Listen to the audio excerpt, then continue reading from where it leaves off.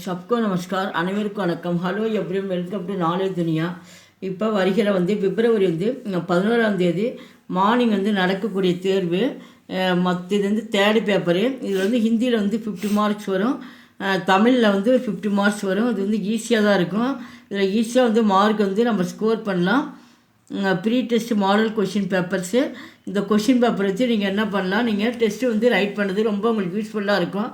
அதுதான் ஃபுல்லாக உங்கள் மாடல் கொஷின் பேப்பர் விட்டுருக்கேன், நீங்கள் பாருங்கள். இதுக்கு டைம் மார்னிங் 10 to 1 o'clock. பாகு 1ன்னு கொடுத்துருக்காங்க. மொத்தம் 2 பாகு இருக்குது. அப்போ இதில் பாகு ஃபஸ்ட்டில் 50 மார்க்ஸ் சொல்லியிருக்காங்க, அதுதான் பார்க்குறோம். கிசி ஏக்கு விஷய பர் நிபந்து லிக்கே. நிபந்தனை அது கட்டுரை சொல்லியிருக்காங்க. நான் அந்த கட்டுரை எனி 3 கொடுப்பாங்க. அந்த 3ல் 1 மட்டும் எழுதுனா போகிறோம். இதுக்கு ஆன்சர் எந்த நம்பர் தெரியும், எந்த இது கட்டுரை தெரியுமோ அதோடய நம்பர் போட்டு நீங்கள் ஆன்சர் ரைட் பண்ணுங்கள். Mark 15 marks. செகண்ட் ரோமன் இதில் ஃபுல்லாக உங்களுக்கு லெட்டர் ரைட்டிங் மாதிரி கொடுத்துருக்காங்க. அது ரொம்ப ஈஸி தான். இது ஃபுல்லாக படித்து பாருங்கள். இதுக்கு 8 மார்க்ஸு. இங்கே மொத்தம் டோட்டலாக 2 கொடுப்பாங்க. நீங்கள் எனி 1 மட்டும் எழுதுனா போதுங்க. யான்னு கொடுத்துருக்காங்க. ஃபஸ்ட்டு தெரிஞ்சால் இங்கே ஃபஸ்ட்டுன்னு எழுதுங்க, செகண்டு தெரிஞ்சால் செகண்டுன்னு போட்டு இந்த மாதிரி நீங்கள் ரைட் பண்ணிங்க. 2ல் ஏதாவது எது தெரியுமோ அதை நீங்கள் போட்டு நீங்கள் ரைட் பண்ணுங்கள். 8 மார்க்ஸு. அடுத்து தேர்ட் ரோமன் ஃபார்ம் பர்னேக்கா தரிக்கா அப்படின்றாங்க. ஃபார்ம் ஃபார்ம் ஃபில்லப் பண்ண சொல்கிறாங்க. இந்த மாதிரி நம்ம பேங்க்குக்கெலாம் போனால் சலான் கொடுக்குறாங்கல்ல, இந்த மாதிரி எவ்வளோ அமௌண்ட்டு போடுறோம், டேட்டு, நம்ம அக்கௌண்ட்டு நம்பரு, எவ்வளோ ருப்பீஸு, இதெல்லாம் நம்ம எழுதுகிறோமில்ல, நேம் எல்லாமே டேட்டு எல்லாமே அதை தான் கொடுத்துருக்காங்க. இது ஈஸியாக கண்டிப்பாக அது வரும். இதுக்கு 7 மார்க்ஸு.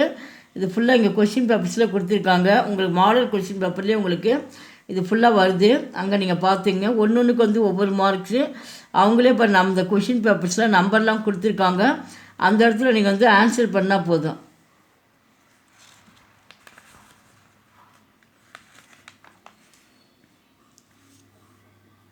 நெக்ஸ்ட்டு செகண்ட்லேயும் இங்கே சலான் மாதிரி கொடுத்துருக்காங்க.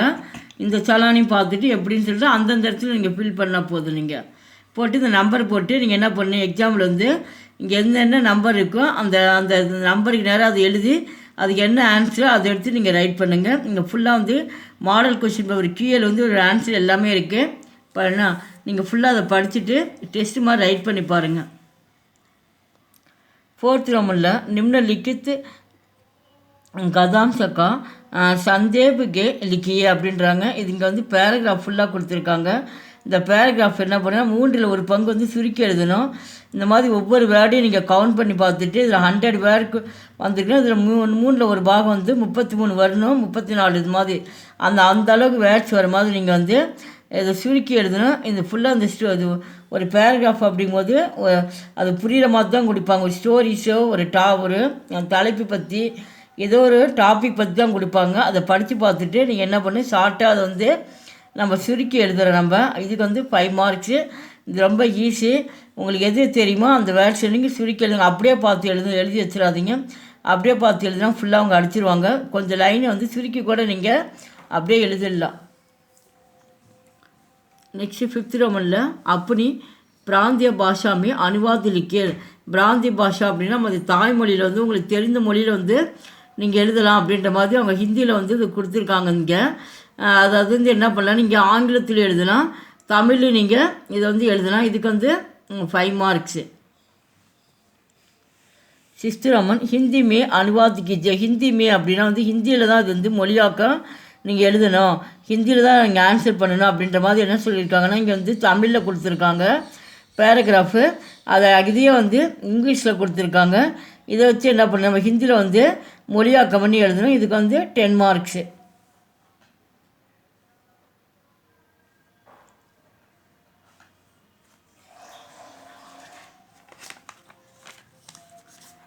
ஏற்கனவே பாகு 1 பார்த்தோம் 50 மார்க்ஸ் ஹிந்தி ஃபுல்லாக. இப்போ பாகு 2 பார்க்குறோம் 50 மார்க்ஸுக்கு. ஃபஸ்ட் ரோமனில் ஏதேனும் ஒன்றனுக்கு இடஞ்சுட்டி பொருள் விளக்கம் தருக. இங்கே மொத்தம் 2 கொடுப்பாங்க இடஞ்சுட்டி விளக்கில். அதில் ஏதாவது 1 மட்டும் நீங்கள் எழுதினா போதும். 1க்கு 10 மார்க்ஸு. அது இங்கே முகநக நட்பது நட்பன்று நெஞ்சத்து அகநக நட்பது நட்பு அப்படின்ற மாதிரி கொடுத்துருக்காங்க.